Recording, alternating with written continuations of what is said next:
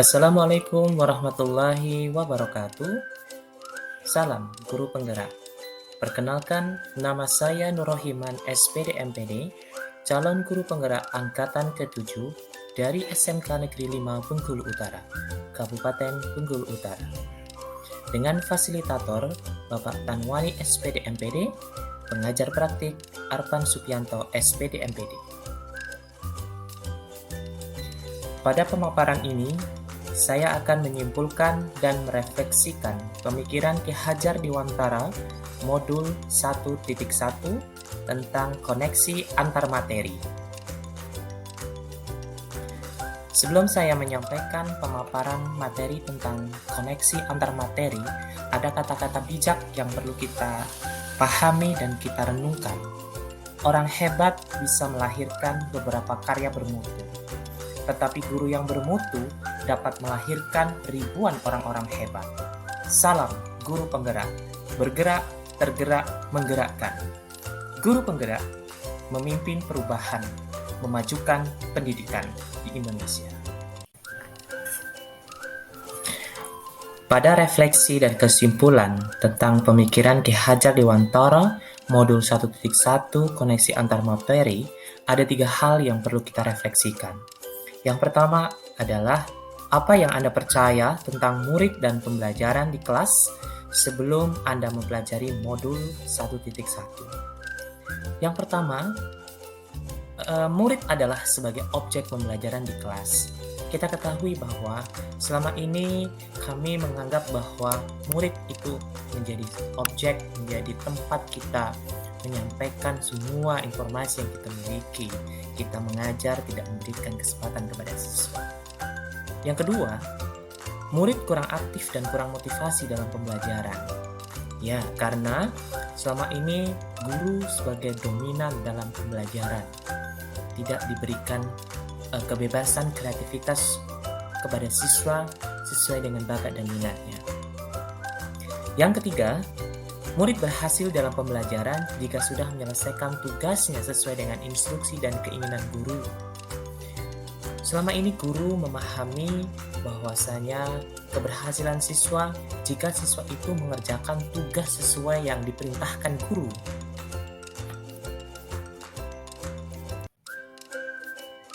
Yang keempat, pembelajaran berpusat pada guru. Selama ini beranggapan bahwa guru adalah segala-galanya, serba tahu. Yang kelima, pembelajaran dilaksanakan untuk mencapai target kurikulum dan nilai yang ditetapkan sekolah. Selama ini, guru kebanyakan anak berhasil dalam proses pembelajaran jika memenuhi target, mendapatkan nilai yang diinginkan sesuai dengan kurikulum setiap sekolah. Yang keenam, pembelajaran hanya dilakukan sesuai keinginan guru. Selama ini, guru menganggap pembelajaran itu harus mengikuti apa yang dirancang guru, apa yang harus dilakukan, tapi tidak memberikan kesempatan kepada kreativitas siswa. Kemudian yang ketujuh adalah pembelajaran tidak mempedulikan karakteristik yang dimiliki siswa atau anak. Kita ketahui bahwa beraneka ragam siswa kita yang berada di kelas. Tapi selama ini pembelajaran dilakukan secara merata oleh guru. Karena guru menganggap siswa yang berada di kelas itu adalah sama. Tidak kita memfasilitasi, tidak kita membeda-bedakan, membimbing sesuai dengan karakter dan kodrat yang dimiliki anak. Refleksi yang kedua adalah apa yang berubah dari pemikiran atau perilaku Anda setelah mempelajari modul ini. Kita ketahui bahwa apa yang telah kami dapatkan tentang materi pemikiran Ki Hajar Dewantara ternyata sungguh luar biasa. Kita menganggap siswa merupakan objek. Ternyata apa yang kami dapatkan dari materi tentang pemikiran Ki Hajar Dewantara diantaranya yaitu yang pertama, pembelajaran berpusat pada murid. Maksudnya adalah, ternyata setelah kita pelajari tentang pemikiran Ki Hajar Dewantara, pembelajaran itu berpusat pada murid.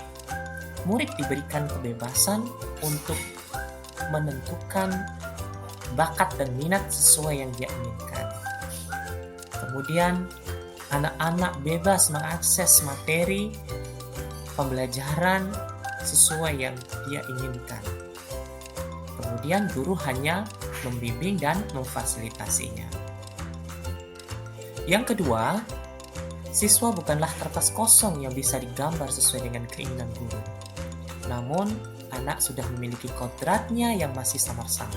Nah, sebagai guru, kita hanya menuntun anak tersebut untuk menebalkan garis samar-samar agar dapat memperbaiki lakunya untuk menjadi manusia yang seutuhnya.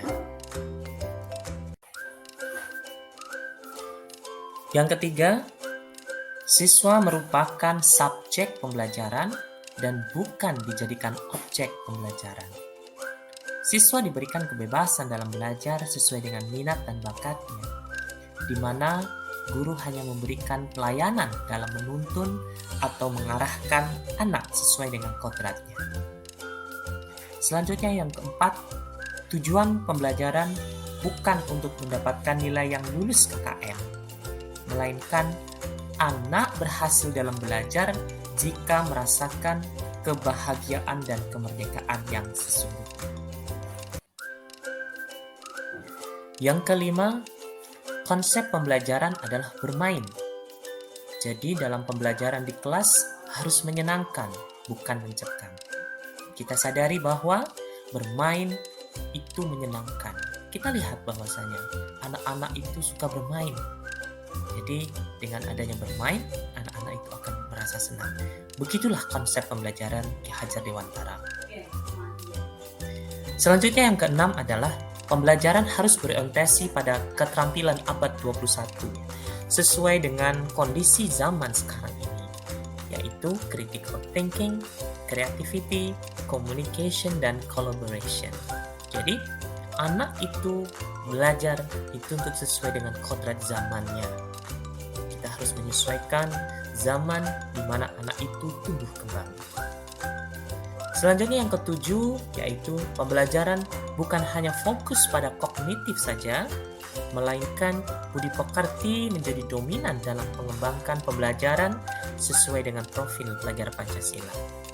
Ya, karena kita dalam pemikiran konsep Ki Hajar Dewantara, pembelajaran tidak hanya berorientasi pada kognitif, tapi afektif dan psikomotor, dan kita lebih berfokus kepada budi pekerti. Refleksi yang ketiga dari pemikiran Ki Hajar Dewantara yaitu apa yang dapat segera Anda lakukan atau terapkan lebih baik agar kelas Anda mencerminkan pemikiran Ki Hajar Dewantara. Yang pertama adalah kita akan merancang pembelajaran yang kreatif dan inovatif untuk menjadikan siswa itu lebih aktif dan termotivasi untuk mengikuti proses pembelajaran. Yang kedua yaitu menerapkan pembelajaran berkarakter budi pekerti. Sebagai guru harus menciptakan suasana karakter yang lebih dominan dalam pembelajaran di kelas. Salah satu contoh yang akan kami terapkan atau yang sudah kami terapkan yaitu berdoa menurut agama dan kepercayaan sebelum pembelajaran dimulai. Sebelum pembelajaran dimulai, berbaris dan mengkondisikan bahwasanya siswa itu sudah rapi dan disiplin, kemudian berjabat tangan masuk untuk mengikuti pembelajaran. Yang ketiga yaitu membuat kesepakatan dalam pembelajaran. Jadi, sebelum kita melaksanakan pembelajaran, kita memiliki kesepakatan apa yang harus kita lakukan untuk menghidupkan suasana di kelas ini supaya menjadi lebih merdeka kepada siswa. Yang keempat, menerapkan konsep merdeka belajar dengan cara memberikan kebebasan dalam menyelesaikan tugasnya sesuai dengan bakat dan minatnya, serta kreativitasnya masing-masing siswa. Kita tidak memberikan batasan kepada siswa untuk mengerjakan tugas yang kami berikan, tetapi diberikan kebebasan untuk menyelesaikan tugas tersebut sesuai dengan kreativitasnya masing-masing. Yang kelima yaitu menerapkan pembelajaran berbasis kearifan lokal dan budaya. Jadi kita akan memanfaatkan kearifan lokal yang ada di daerah kami atau di daerah lingkungan sekitar yang berhubungan dengan pembelajaran yang kita lakukan. Kemudian yang terakhir yaitu pembelajaran bukan lagi menuntut tetapi menuntun peserta didik untuk mencapai pembelajaran yang selamat dan bahagia. Ya, jadi selama ini kita menuntut siswa harus selesai, siswa harus tepat dan ABC, tetapi kita ubah menjadi menuntun peserta didik untuk mencapai pembelajaran yang selamat dan bahagia.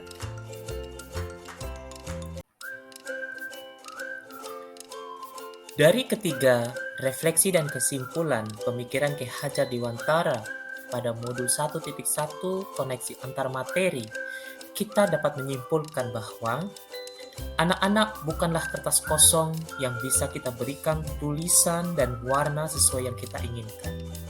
Melainkan anak-anak itu sudah memiliki tulisan-tulisan yang samar sesuai dengan kodratnya. Kita sebagai guru hanya menuntun untuk menebalkan tulisan-tulisan yang samar itu sesuai dengan kodratnya. Keunikan-keunikan dan keistimewaan yang dimiliki anak sesuai dengan bakat dan minatnya.